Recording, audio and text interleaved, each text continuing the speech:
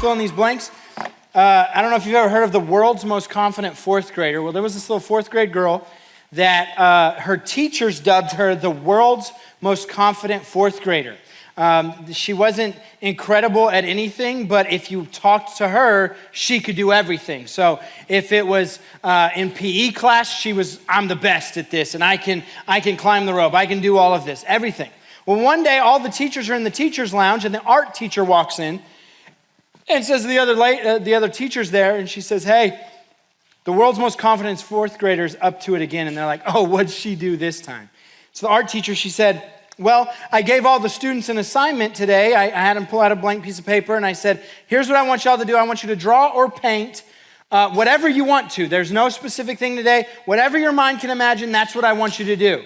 So they all, started to do the assignment. She said, well, I walked over to the world's most confident fourth grader. I said, what are you drawing? And she said, well, I'm going to draw God.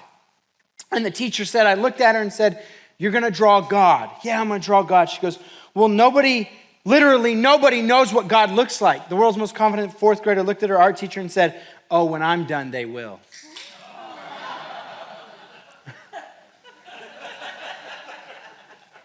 That's the kind of confidence we need to have, though. That I can and do and will make this happen. I can learn, I can grow, I can develop. So, world's most confident fourth grader, feel free to use that. It's a great story. They will when I'm done. You want to evolve, though, from having to feel confident to just acting with confidence. And now here's how we do this, the BFS. The way that I like to teach this is with your BFS. B stands for body language. Body language. The F stands for focus. And then you can see it on the screen. The S is self-talk. Self-talk is huge. Self-talk is kind of everything. What are you saying to yourself? I work with the golfers I work with. I say, hey, would y'all pay me $10,000 a round to walk around the golf course with you for 18 holes, and every time you screw up, tell you you're an idiot and you suck and you're no good? They're like, no. I said, but you do it to yourself.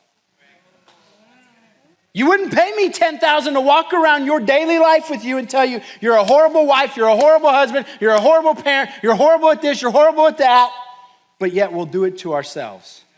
And I tell them, so start saying positive things over yourself on the course. They're like, people are going to think I'm crazy. I'm like, you're trying to be elite at something. You're already crazy. Most of society is comfortable being average or below average. So if we want to be great, we're already nuts. So let's just embrace it. We're already crazy. Just embrace it. They're going to see. 8:30 in the morning on a Saturday for mental performance. You're crazy. So body language, focus, and self-talk. You can't determine and control how you feel, but you can control how you act. Confidence, again, it's not a feeling, it's an action. I could feel confident before coming on this stage. The moment I get up here, that confidence could leave. Anybody ever been in a situation like that? You felt super good. Next thing you know, the feeling left. We've all probably been there. We can't control how we feel. I can't tell my body, stop feeling that, but I can act different than how I feel, right? So I can't control how I feel, or can't determine and control how you feel, but you can control how you act. Separation is in preparation. The separation is in preparation. We prepare, so what we're gonna do is a confidence resume here in a second, because I tell the guys I work with, the ladies I work with, when you're in the middle of the moment is not when you're trying to figure out how to have a process, how to have a routine. We do that in preparation. The greats prepare before they face it. Today is a moment where we're preparing before we go continue to face life. We're preparing, that's the separation, is in the preparation. This one, you don't feel confidence, you do it. We don't feel confidence, we do it. The next statement I put on there, and doesn't have a blank, is self-doubt is normal. The best people have self-doubt because they care about results. The way I like to say it before a big golf tournament, before a big event, is don't worry about being worried. Too many times when we get worried, what do we tell ourselves? Calm down. Worst thing you could ever tell yourself. You're literally fighting against your body's natural physiology. Telling ourselves to calm down just keeps us heightened. So what I tell everybody to say, instead of saying I'm anxious or I'm nervous, reframe it. It's literal psychology. You got to reframe it from I'm nervous or I'm anxious to I'm excited. It's always putting a positive spin on it. We have to learn to embrace that. I'm anxious over this golf shot. No, I'm excited. Step away, relax, take a breath, and we'll talk about how to do that as well as we go. Self-doubt is normal. The best people have self-doubt because, why? You care. You care. But don't worry about being worried. It's a part of it. If you care, you're going to worry. Just don't worry about being worried, okay? Because that's when we're trying to fight the natural physiology of what's going on. Ace, Jake Arrieta, who was a Cy Young Award winning pitcher with the Cubs. He just retired, actually. He would write under his baseball cap ACE as an acronym, ACE. Action changes everything, right? He was teaching himself, so part of his routine is he would take his hat off and he would look at that when he wasn't feeling good or feeling confident. Action changes everything. I'm going to act different than how I feel. This one, pressure is a privilege. If we're feeling pressure, it's usually because we're in the right place, about to do something big or doing something that's important to you. Remember, no pressure, no diamonds. Pressure is a privilege. It's not something to be avoided. Elite people act themselves into feeling the feelings they want. Average people let their feelings dictate their behaviors.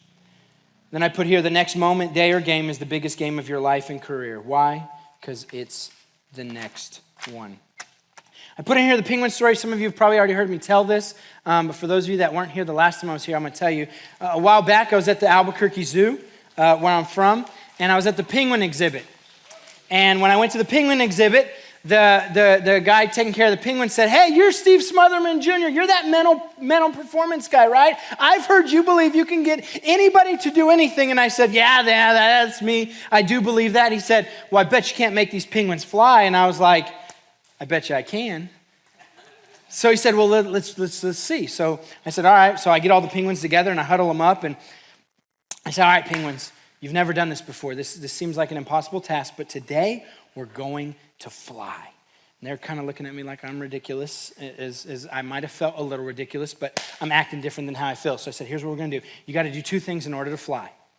You've got to believe more and you've got to flap harder." So I got them all riled up, and I had half here and half here. And this half, I had them chanting, "Believe more." And this half, "Flap harder." And I got them going. I mean, we were enthusiasm, right? Like we were going, "Believe more, flap harder, believe more, flap harder." I mean, going crazy. So the guy brings out a ladder, and he puts it out in the middle, and he says, "Okay, Mr. Big Shot, prove it." And I'm like, crud. So little Pastor Stephen Penguin climbs up on the second ladder.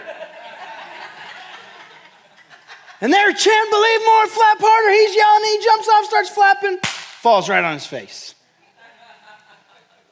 All the penguins are a little discouraged. The guy's kind of looking at me like, "Thought you said you could do this." And I said, I can. Okay. So I said, "All right, penguins, here's what we got to do. We got to do two things. We got to believe more. We got to flap harder. Believe more, flap harder, believe more, flap harder, believe more, flap harder." Meanwhile, while we're doing that, little Kyle penguin climbs all the way up to the top of the ladder, and he jumps off and he starts to fly. And after he starts to fly, all the rest of the penguins begin to fly. Act different than how you feel. They begin to fly. Well, after it's done, they all come down and they land and they come up to me. And I said, "Hey, gather around, penguins, back, gather around." I said, "Listen, you all just flew. You all just did the impossible. You had a breakthrough. You conquered something. You pushed through something." I said, "But if you make this one critical mistake, it's going to be all worthless. You're going to undo everything we just did." So I said, "Well, what's that one critical mistake?" And what's interesting is they all made it. The one critical mistake I told them is, when you learn how to fly, don't go walking. But what all of those penguins did is they all went and walked home. Don't get a workshop. Don't get a moment. Don't learn something new and not apply it and do something with it, because then it's just wasted. So anyway, what are the two things the penguins were instructed to do to fly? These are your blanks. Believe more, flap harder. Okay, good. We're all here.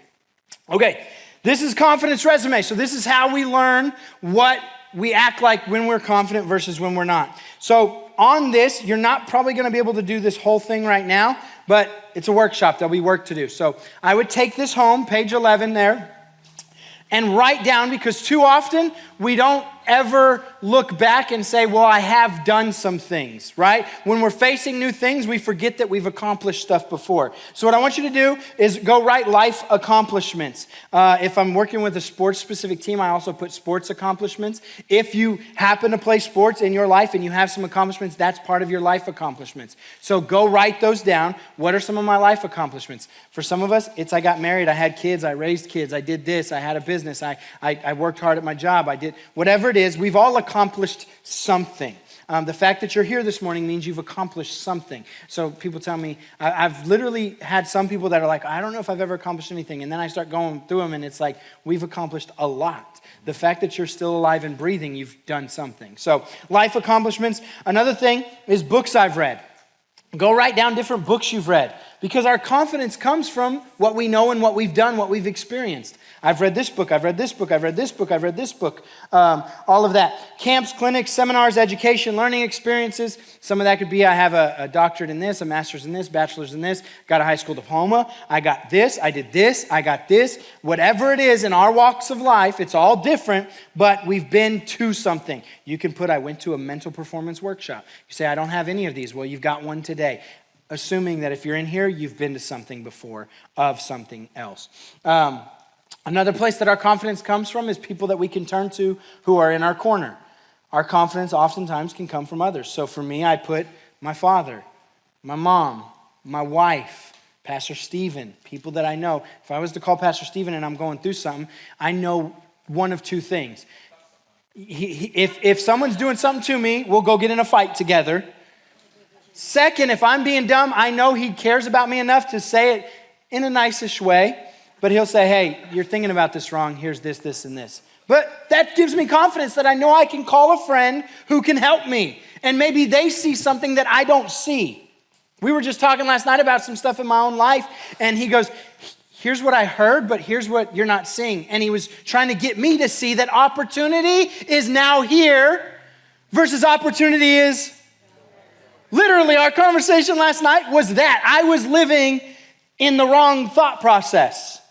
Or thinking, but that's because you say, but you're the mental guy, aren't you? Yeah, so they laugh at me because my golf bag says Steve Smothermon, mental performance coach. They're like, you better not throw a golf club. You better not say nothing on the golf course. I'm like, no, I'm teaching them that as I practice this stuff. That's what we do. And then personal accomplishments, anything else that's on there. So go do that confidence resume. You can probably be writing stuff now too if you want, but I want you to go home and do that. Add to it because you're not going to probably right now in this moment remember. When I'm working one-on-one with clients, this is what I have them do. I give them a week to fill that out. But this is your resource to do this. And then here's the big piece, BFS, body language, focus, and self-talk. What I want you to do this week, and this is what I do with everybody I work with one-on-one, any team. You're going to do this week. You probably won't be able to do it fully today. But when I'm my most confident self, what is my body language? You're going to go write that down. Assess that. So for me, my body language, when I'm confident, my shoulders are back, my head's up. And then I know the other side. So I also want you to know the other side. What is it when I'm not? You know, I'm kind of more shrunken in, whatever it is for you. I'm not confident. I'm sweating a little bit more than usual. I'm nervous, whatever, right? Then we go to what is, when I'm my most confident self, what's my focus? So for me, when I'm not confident, my focus is on two things. What will other people say and what will other people think? I'm worried, well, what are they going to think? What are they going to say? When I am confident, my focus is on I'm here to serve other people. And so I'm not worried about what they think or what they say. I have value to add, and they're going to add value to me by just us being around one another. That's my focus. My focus isn't about what's going on with me. When I'm confident, my focus is on everybody else. Right? I'm kind, I'm talking, I'm engaging, I'm all that. When I'm not confident, I'm more reserved. I don't want to say anything because if I say this, are they going to think I'm stupid? Am I going to sound like an idiot? Do I have anything to add to this conversation? When I am confident, I add stuff to the conversation when I feel like it or believe I want to. And if I don't, it's because I chose not to, not because I was too scared to. We've probably all been there. And then the third piece to learn is when I'm my most confident self, my self-talk is what? What do you say to yourself when you're confident? Steve, you're good at this. You got this. You're amazing. You're whatever. You can do this. When I'm not confident, my self-talk is, you're dumb, you don't know what to say, you're in over your head. What are you thinking? When I've been in sales meetings, sometimes it's like, oh crap, I don't know what I'm doing here and whatever else, right? Like, what is it? So I want you to assess that for yourselves this week. Some of you might already be able to write some of that down, but that's for you to do. As Pastor Steve and I were talking about, this is a workshop, so that means there is work to do. If we put in the work, we'll start to get the results. All of this stuff works. The way I say it is the tools work if you work the tools, right? So what we're going to do with this, though, is once you identify this, you're going to start practicing when you're not feeling confident, you're going to act just like whatever this is. So when I'm my most confident self, here's my body language. I don't feel it, but I'm going to stand like that. When I'm not feeling confident, my focus is this way, but when I am confident, my focus is this way. So I'm not feeling confident. I'm not going to worry about what other people think or what other people say. My focus is going to be where it's supposed to be. Right? Act different than how you feel. George St. Pierre, who my mental coach was his mental coach, he talks about, they said he would walk to the cage and they asked him, why do you look so confident when you're walking to the cage to go fight? He said, the reality is I don't feel that at all. I feel like this guy out-trained me. He's going to kill me in there. I'm going to lose. I'm going to get embarrassed. He said, but what I've learned to do is identify my body language, my focus, and my self-talk, and I act confident all the way on my walk to the cage. He said, so that by the time I get in the cage, the feeling follows the action. So we have to learn to do that. So this is your tool to write those things down and then practice situations. Oh, I'm not feeling confident. What's my BFS? Oh, this. Okay, mine. Head up, shoulders back. I'm tall. I'm engaged. My focus is other people. I'm here. I exist. Literally, God created me for other people, to help people, to encourage them, to be a friend to them, to just be an ear to listen. So that's what I'm going to do. And that's going to be my focus. I don't care about anything else. That's my focus. Myself. Yes, I would change RBF to BFS. Yes, I love you. That's so good. Okay, skill number 2, juiceful commitment. What's the number one thing you can do if you want to be successful? What I tell everyone is to create a personal success checklist. What that is, and I use an app called Habit Share, and in just a minute, I'm going to have you pull that out, pull out your phone, and you're going to download this app. What it is a habit tracking or a daily success checklist. I know that if I do this, and this daily, I'm going to be getting better. I know if I read the Bible every day, and then apply what I read. So I'm not the guy who's like, I'm going to read the Bible in 3 months. I mean, it's cool, but I'd rather read a little and apply it than read a lot and do nothing with it. K minus A equals nothing. Knowledge minus action equals nothing, right? That's a fill in the blank later on, see if you remember it. But I'd rather do a little a lot than a lot a little, right? College taught me, do a lot a little. Procrastinate, cram, but no, if I just progressively get better. So number one thing that we can do to be successful with our commitment is create a daily success checklist. So what I want you to do is I want you to pull out your phone, and there's an app on the App Store, or if you don't have an Apple, I don't know what's wrong. But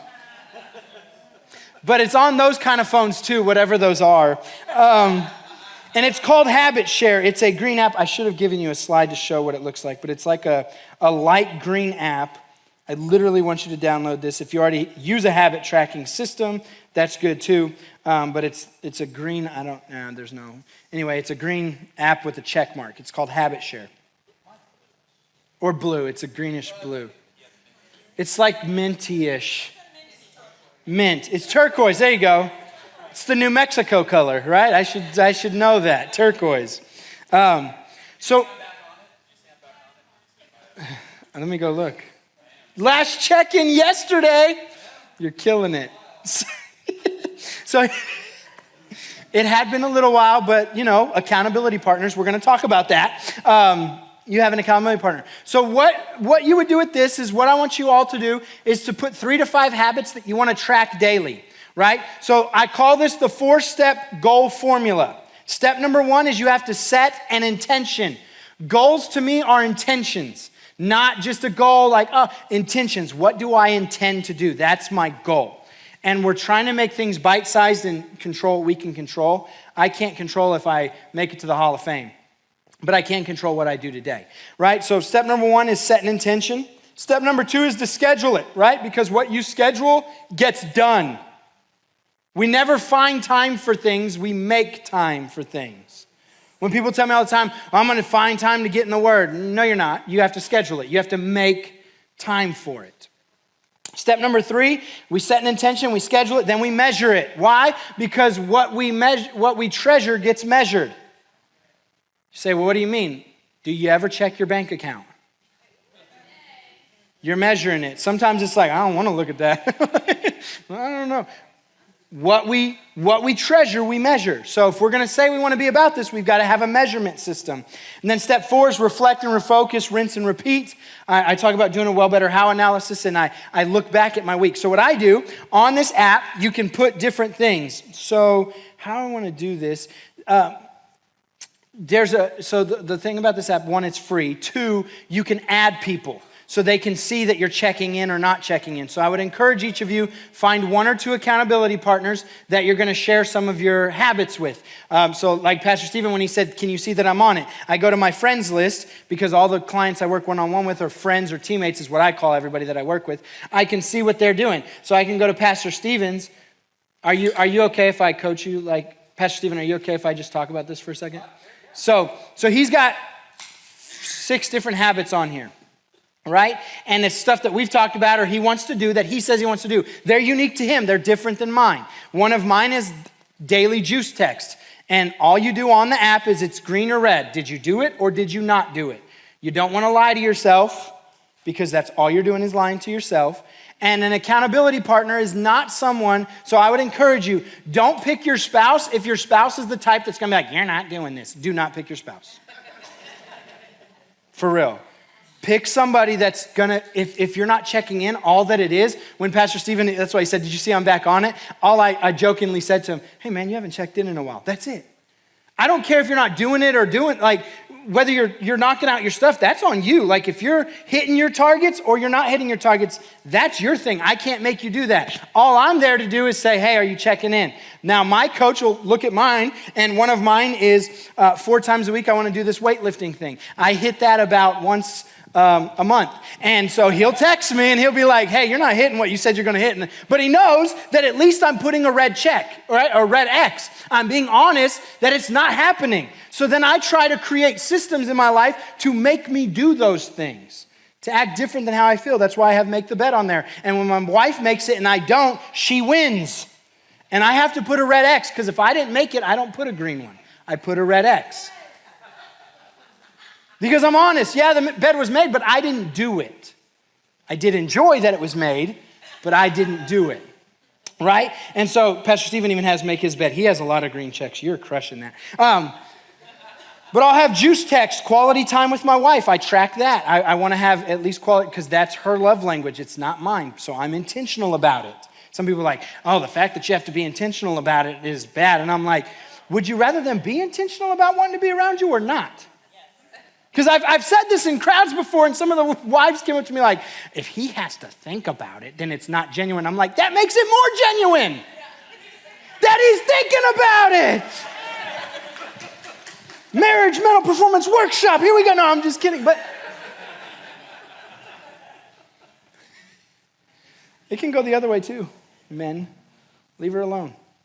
She's thinking about it. She's thinking about it. Sorry. I don't have a lot of sense. But I put on, huh? He laughed. It was 18 days since last check-in for me. It was 18 days. He's back. But it was 18 days. I was like, man, it's been a couple weeks since you've even checked in. And he was like, we'll get there. But he's back on it, so we're good.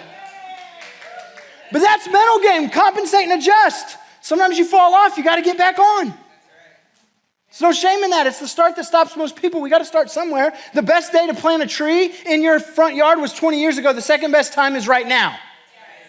Right? It doesn't matter. That's not what our goal is. That's not what so an accountability partner is someone that's just going to encourage you. Hey, you checking in?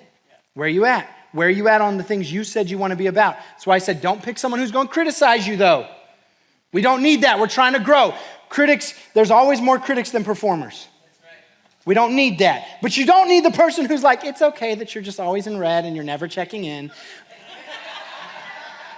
Like pick someone that actually updates their habit tracker. Because if they don't check theirs up and you don't check yours up, you just sit together, now you feel better. Neither one of us do it. We suck together. This is great.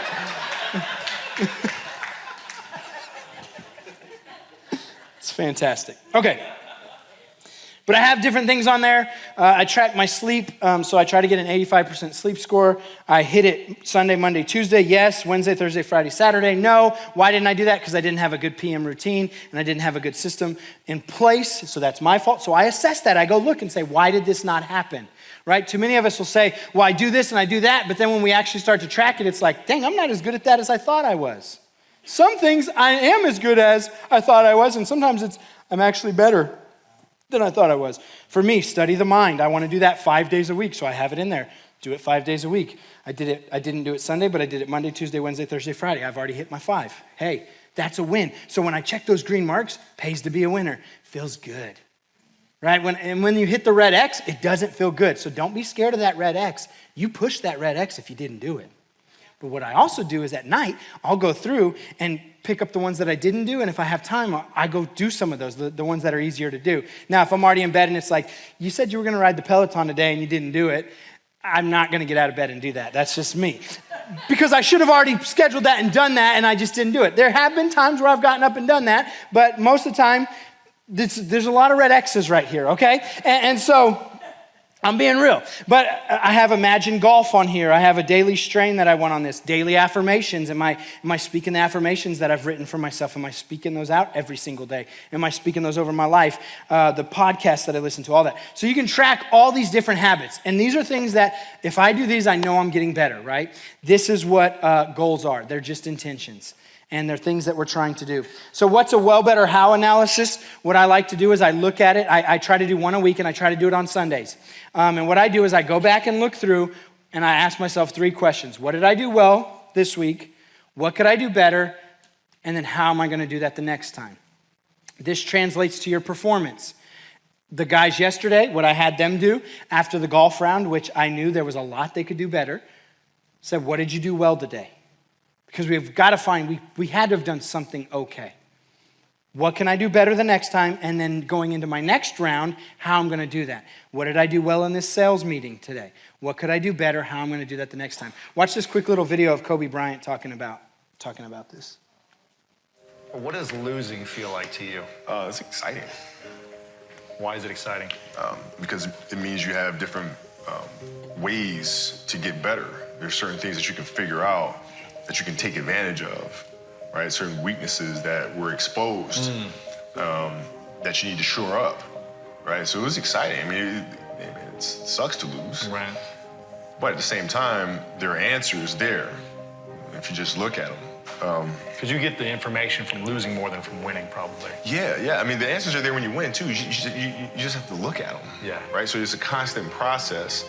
It's exciting when you win. It's exciting when you lose because the process should be exactly the same, whether you win or you lose. As you go back and you look and you find things that you could have done better. You find things that you've done well that worked. Figure out how did they work? Why did they work? How can you make them work again? Yeah. So you just heard him say it. Well, better, how? Things that I could do better, things that I did well, how I'm going to make this happen, right? Well, better, how analysis. If it was good enough for Kobe, it's good enough for every athlete that I've ever worked with. And if it's good enough for every athlete, it's good enough for all of us, right? Because we don't know. So after I preach, after I do this workshop, I'll go write my own well, better, how analysis. What did I feel like went well? What could I do better? How I'm going to do it the next time, right?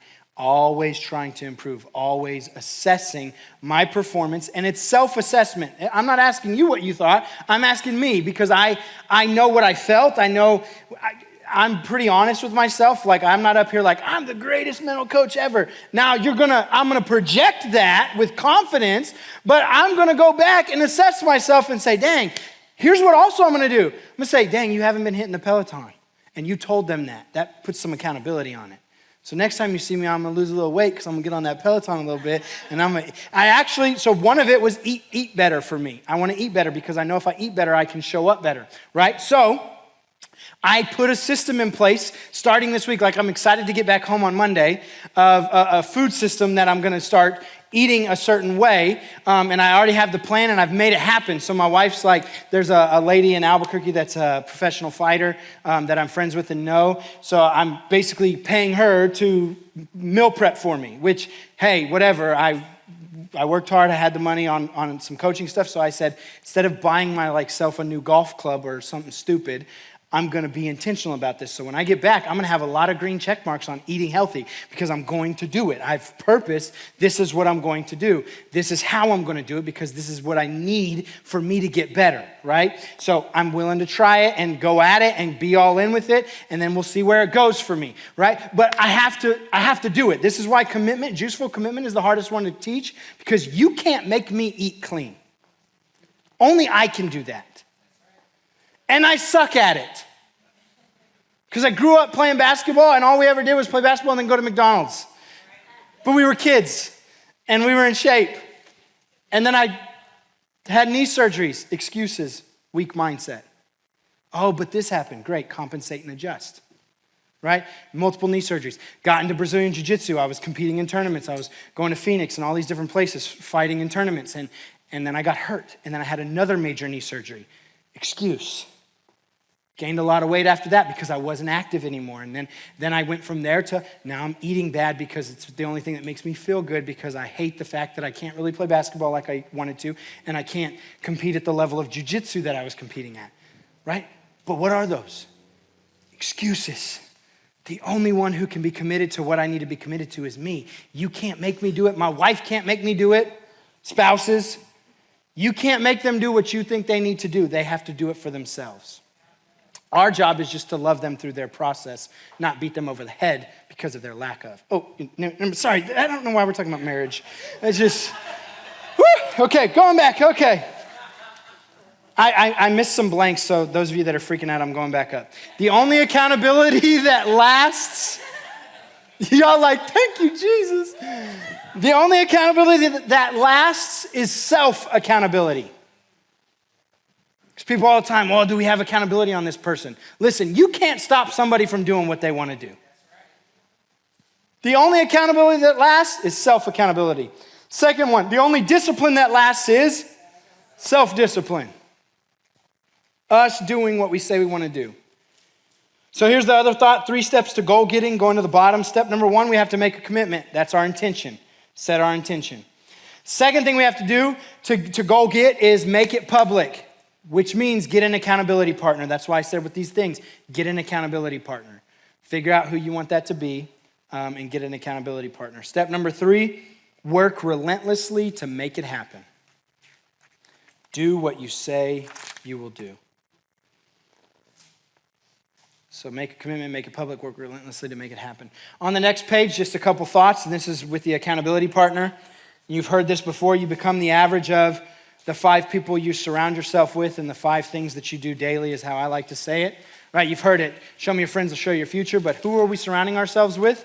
That's going to be a big piece. And then I even say, so 5 people you surround yourself with and 5 things that you do daily. What are the daily things that you're doing? That's who you're going to become. So if you want to become great at something, are you doing it daily? Are you whatever it may be for you? Iron sharpens iron. Sharks swim with sharks. Nothing happens by accident. It only happens by intention. Nothing happens by accident in my life. It happens by my intentions. And then I put here accountability partner number 1, number 2, and then habit share app download. So make sure you download that app. Give yourself 3 to 5 things. Find yourself accountability partners and do that. Okay, next page. Eat the elephant. Oh. Which one did we miss? Oh, yeah, because I forgot to give them that blank. You become the average of the 5 people you surround yourself with. and the 5 things you do daily. The 5 people you surround yourself with and the 5 things you do daily. For you, it could be more things. I track about 20 things, 22 things on my habit tracking. But I want you to know something about the habit tracking. It's got to be things that you can control, and we're going to talk about that. It can't be stuff that's out of our control. You're not going to put on there I'm going to play in the NBA, right? Like stuff like that. That's not really in your control, but what is in my control? I'm going to practice dribbling today. I'm going to practice shooting. I'm going to shoot extra free throw, whatever it may be. I'm going to listen to this podcast. Okay. Everybody good now? All right, got it. All right, how do you eat an elephant? One bite at a time. So the way I like to talk about it, and I know Pastor Stephen does this incredibly well, is reverse engineering our success. What do we have to do in order to do that? We take a big goal, we make it, I call them telescope and microscope. The telescope goal is the huge thing. I want to be in the Hall of Fame. So now I got to bring that back to the microscope. What can I do today or now that will get me towards that goal, right? Because if I want to write a book that's 40,000 pages, if I want to do that in 3 months, right? 40,000 words, not pages, 40,000 words. 40,000 words is a ton of words. And if I want to get that done in 3 months, that's crazy. But when you break that down, it's like if I wrote 263 words a day for 3 months, I would have 40,000 words. Last time I checked, we could all write 263 words in a day. You send a text message and that's half of it. You send an email, like we've all written 200, right? We make these big things smaller. And the reason we do that is because I'm going to control what I can control. I don't know if I'll ever make it to the Hall of Fame, but I know I'm going to put in the work today to get there. And I also tell people, have goals that are bigger than just, I want to make it to the NFL. Because I've talked to guys, I want to make it to the NFL. Well, then you get there, now what? Right, I was working with a volleyball team that had a great shot to win a state championship in New Mexico. And they said, our goal at the start of the season was just to win district. And I said, was that your goal? That was a terrible goal. Your goal should have been, we want to win the state championship. Why? Because if I even get close to that, I accomplished something. So what they did was they dominated their district, won district championship. They go into the first round of the state playoffs. And what happened was they didn't perform because they didn't have a target or a goal. They had accomplished their season goal. And I'm like, the season is still going. It's like what Nick Saban did in 2009. So Nick Saban, whatever we want to say, I'm an OU fan and a Lobo because I went to UNM, but not a real big Alabama fan, but he's the greatest college football coach there is. I mean, it just is what it is. A Lobo is a Mexican wolf, yes, okay. Or a New Mexico, yeah. He looked it up. What's a Lobo? So, what was I saying? Nick Saban. So Trevor Moawad was their mental performance coach at the time. And what they did is in 2008 is when they lost to Tim Tebow, and then Tim Tebow went on at Florida and beat OU in the national championship. Well, the next year, Alabama's back. They're in the SEC championship game. And of course, it's Tebow and Florida against Alabama. Well, Alabama beats them, right? Finally beat the Tebow Mountain. They beat them. So they're now going into the national championship that year, and that was when they played against Colt McCoy in Texas, right? And I do not like Texas, so I was definitely cheering for Alabama. I know we're close to Austin, whatever. Anyway, sorry, my hand just does this. It's weird. It's just weird. Anyway, I know you're like, what the heck? So they're going into the national championship game. And Nick Saban was so detailed and intentional because he had an undergraduate, part of his degree was sports psychology. This is what makes him and Bill Belichick so great, is the sports psychology piece that they have. So they said, hey, they're so intentional that like the University of Texas, what they did at that time was they'd let their guys go to the movie theater and just kind of watch whatever. They were intentional that everybody's going to watch the same movie. So they were processing what movie should we watch. And Trevor Moawad came to him and said, hey, I think we should watch Miracle, the hockey movie about when the U.S. beat the Russians. And he's like, you want him to watch a hockey movie? Like kind of the staff, he said, laughed like a hockey movie. And he said, yeah, because it's the same concept we're in. All that movie is about how they beat Russia, but the problem was that wasn't the gold medal game. They still had to go and beat Finland to win the gold medal. So what he was trying to show his team is we're excited because we finally conquered the Tebow Mountain, but we still have Texas in front of us. And if we want to really get to where we want to get to, we've got to beat them to be the national champions. Right? And so it's basically what is our goal and where are we going and staying on that and reverse engineering it to where it's like, hey, they were that detailed that, hey, we're going to watch this movie to get us in that mindset that we need to finish the job, that it's not over just because we got somewhere, we got to keep moving. So, but to do that, we got to begin with the end in mind. So the end in mind was beat Texas. They started with that, so what do we need to do? We need to get to that mindset. How can we get there? Let's watch this movie. That is literally that story. They conquered the big thing, but they're still the next team that they have to beat. So when you go home and whatever, I want you to go through this. Did I skip a page? No, I didn't. Okay. But begin with the end in mind, and then what's one long-term telescope goal you're pursuing and why? You might have to do some deep thinking on that, something you want to go for.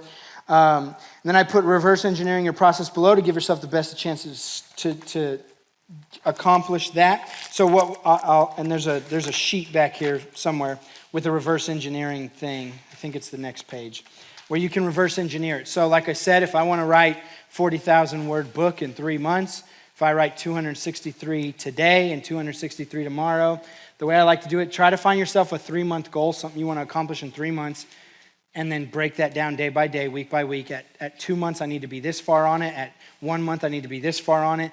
At week number 3, I need to be this far. Week 2, week 1, all the way back to day 1, day 2, day 3, day 4, day 5. That's called reverse engineering. It's the best way to go get those goals or those things. On here, I also put the 4 stages of buy-in. And this is what you're probably going to be battling even in these kind of seminars. Stage number 1 is not for me. You know, you hear something, you say, that's not for me.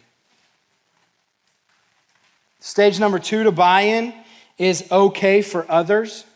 So we go from this isn't for me to, it's okay for others. We've probably been there. This idea is good for others. Or have you ever sat through a sermon and the whole time you thought about how so-and-so should apply it? That is the wrong way to sit through a sermon, just let me tell you. I had a guy tell me recently, he said, hey, I was bummed about missing out on something, and so I was praying, God, really speak through Pastor Stevie tonight when he's preaching to the people. God, give them something. And he said, then you started preaching, and immediately, he's like, the first thing you said was like, oh, this is for me. He goes, and it was just crazy to me because I was literally praying for everyone else, but he was like, it's for me. Like, I needed this. So anyway, okay for others. Stage number 3 is I'll try it. The third stage of buy-in is I'll try it. And then stage number 4 is this where we want to get to is, and you've probably been there in some situations, I can't believe I did it any other way. You ever had that realization? I'll tell you, for me, I preach with an iPad. And when I first saw people preach with an iPad, I said, oh, that's not for me. My wife makes fun of me. She says, I always said, I will never do it. I think it's whatever. I was so ridiculous about it. Said it's not for me. And then I transitioned to, it's okay for others. Like, I got used to other people having one, and I was like, it's fine. And then I started to the next one. Is like, I'll try it. And I actually tried it while I was pastoring in the Dallas area. I tried it out of necessity. Something happened and a printer broke, and so I was like, well, let me just try it. Well, then what I realized is I loved it because all of my sermons are right here, so I can go pick stuff through and not have to find a printer, not have to do things. So for me, it worked. So now I'm literally on step 4. Can't believe I did this any other way. Now, that's for me. That doesn't mean somebody else needs to do that. My dad still has a yellow pad of paper. All my OGs in the room, a yellow pad of paper, and he writes them, and I can't even read his writing. It's like, it's definitely something. It's a hybrid of cursive and print. I don't know, but I can't read it. But he uses a yellow pad. He won't do it any other way because that's how he does it. Well, in anything, right, that's the 4 stages of buy-in. Now I'm at a place where I'm like, I don't know if I'll ever not use this. I shouldn't say that because I might revert back to paper someday. And I've also learned to say, I'll never do that. I'll never not. Well, my wife reminds me all the time. The next equation, A plus S plus Goya equals R, ability plus strategy plus get off your anatomy equals results. Ability plus strategy plus get off your anatomy is how we would get results. I always say this, life isn't a talent game, it's a strategy game, and then it's a strategy implementation game. I can have all the ability and I can have all the strategy, but if I don't get off my anatomy, I'm not going to get any results. Got to be willing to put in the work. And then the reverse engineering elephant, it's like dominoes. I want to show you this quick little video about dominoes, and then ask yourself, what's the next domino for you? But if you watch the...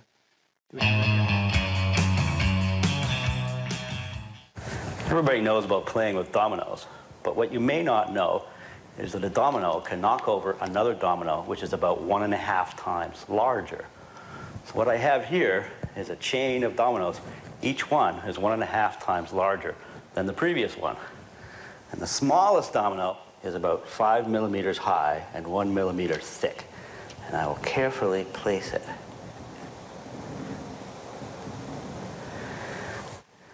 And there are 13 dominoes.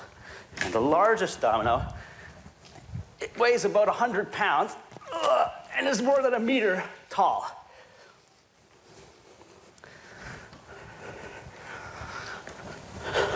Ready?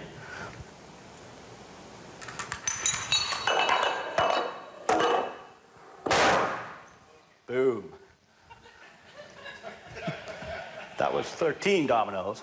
If I had 29 dominoes, the last domino would be as tall as the Empire State Building.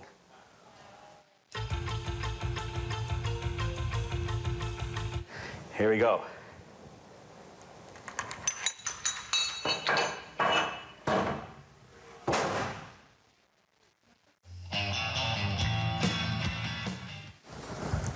What's the physics going on here? Well, every time you stand up a domino, you lift it against gravity. And that stores some of gravitational potential energy in the domino. And you only have to put in a little bit of push to get it to that tipping point. And then you get all that energy back again when it falls over. And that's more than enough energy to knock over the next domino, which releases even more energy. So it turns out the amplification in this series of 13 dominoes is about 2 billion. So we put in a little tiny bit of energy at the beginning, and we get 2 billion times as much out at the end. But of course, we put all that energy in by lifting these dominoes and standing them up again. So that's a kind of chain reaction. You trigger it, and more energy comes out, and more energy is released each step.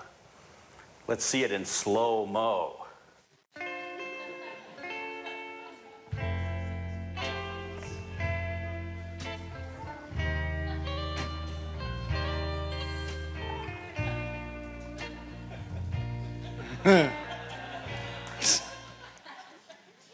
But that's eating the elephant. It starts a chain reaction. What can I do now that may be small, but eventually it creates the force and energy to get me to the bigger thing, right? And so that's what I have on skill number 3. We'll jump into skill number 2. We'll jump into skill number 3 right after we take another quick, 5 minutes? Let's take 5 minutes. We'll go to the bathroom and come right back out here. Thank you guys. We'll be right back.